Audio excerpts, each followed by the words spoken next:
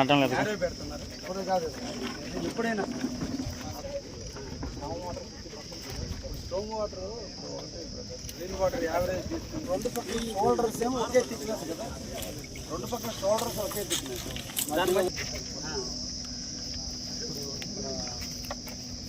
Road మీద రైతులు flat కొనుక్కున్న సమాధానం చెప్పాలి సార్ ప్రకారం 18 కోట్స్ వచ్చింది సార్.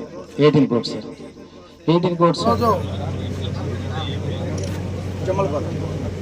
జమలపాలెం జనదంక మండలం జమలపాలెం లేఅవుట్కి వచ్చాం. ఇది దాదాపు 2022లో వైసీపీ ప్రభుత్వం వేసిన లేఅవుట్.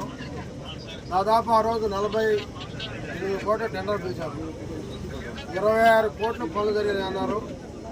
కానీ మొత్తం పనులు కూడా నాణ్యత ఎక్కడా లేవు. నేను వచ్చిన అన్నీ చూశాను.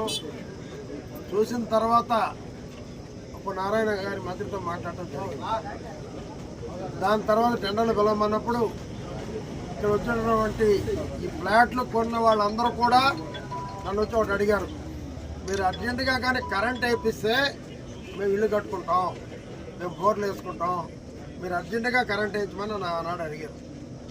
నేను ఇమ్మీడియట్గా సీఎండీతో మాట్లాడి ఇమ్మీడియట్గా కరెంట్ వేయడం జరిగింది. కానీ ఇల్లు కట్టల. దాని తర్వాత లైట్లు కూడా వేయాలి. రాత్రులు ఇక్కడ అసంఘంగా కార్యక్రమాలు జరుగుతున్నాయి అన్నప్పుడు లైట్లు కూడా వేయించడం జరిగింది. దాని తర్వాత దీన్ని ఈ స్థలం చేసిన పనుల మీద నాణ్యత లేదని విజిలెన్స్కి వేయడం జరిగింది. విజిలెన్స్కి వేస్తే మళ్ళీ రిపోర్టు పూర్తయిన దాకా టెండర్ పిలిచేదానికి మంత్రి గారితో మాట్లాడి మళ్ళీ టెండర్లు పిలవటం, దాదాపు 90% పిలిచాం. బట్ అయితే ఫస్ట్ వీక్ నుంచి పనులు అవుతాయా, 2-3 రోజుల నుంచి ఈ జేసీబీ పెట్టి చెట్టు కొట్టించే పనులు అవుతాయి. పనులు అయితే స్టార్ట్ అవుతాయి. 3 నుంచి 4 నెలల్లో మొత్తం రోడ్లు కానివ్వండి, కాలువలు కానివ్వండి, అన్ని పనులు అయితే పూర్తి చేసే బాధ్యత తీసుకుంటాం. అదే రకంగా 2 ఎమ్మెల్యేలు ఉన్నారు. అదే రకంగా నేను వచ్చేటప్పుడు బేదారామచంద్రరావు గారిని కూడా పిలిచాను రమ్మని. మొన్న కూడా ఆయన చెప్పడం జరిగింది. ఆయన మహానాడు పనుల్లో ఉండటం వల్ల ఆయన రాలేకపోయారు. ఆయన సలహాలు కూడా తీసుకుంటాం. ఇప్పుడు చెప్పారు, ఇంతకుముందు బీదా మస్తానరావు గారు కూడా ఏదో హామీ ఇచ్చారని ఆయనతో కూడా నేను మాట్లాడతాను. అదే రకంగా మధ్యలో 24 ఎకరాలు ఉందన్నారు. అది ఆర్డీఓతో 2 ఎమ్మెల్యేలు బీదా రామచంద్రరావు గారు కలిసి ఆర్డీఓతో మాట్లాడి ఆ ల్యాండ్ కూడా తీసుకుంటే వీళ్ళందరూ కూడా కొంచెం మధ్యలో బావి లేకుండా పోతుంది, మధ్యలో ఆ చెట్లు వాళ్ళు అంటున్నారు. అది కూడా ట్రై చేస్తాం. అయితే మీరు అనొచ్చు, ఇన్ని రోజులు మీరు ఎందుకు మాట్లాడదని. ఆర్డీఓ గారితో కనీసం 100 సార్లు మాట్లాడుంటాను. మీరు నమ్మదారు లేదు నాకు తెలియదు. 100 సార్లు మాట్లాడుంటాను. దాన్ని పిలిచి మాట్లాడండి అంటే ఒకరోజు శివకుమార్తో మాడాను, ఆయన ఆకాశంలో ఉన్నాడు అంటాడు. ఇంకొక ఆయనతో మాడాను, ఆయన భూమి మీద లేడు అంటాడు. రకరకాలుగా మాట్లాడాను. కానీ ఇప్పటికన్నా చెప్తున్నాను, తప్పకుండా మాట్లాడి చూస్తాం. లేనప్పుడు దాన్ని ఎలా చేయాలో కూడా ఆలోచన చేస్తాం. అతి త్వరలో మీకు అన్ని వసతులతో కలిసినటువంటి ఒక లేఅవుట్ ఏర్పాటు చేసి గతంలో కాకుండా రేపటి నుంచి జరిగే పనులు నాణ్యతతో దగ్గరుండి మీరే దగ్గరుండి పనులు చేసుకోండి. ఎవరో కమిటీ వేసుకొని దగ్గరుండి పనులు చేసుకోండి. ఎవరో ఒకరికి వెళ్ళారు మేము కోర్టు పోతాం అంటే దానివల్ల వచ్చేది ఏముండదు. నేను ఆ రోజే చెప్పాను, 3 ఫోన్లో 3 గంటలు మాడాను. నాకు ఓపిక లేక మీరు మీకంటే బుద్ధి పుట్టాడు బొమ్మని చెప్పాను.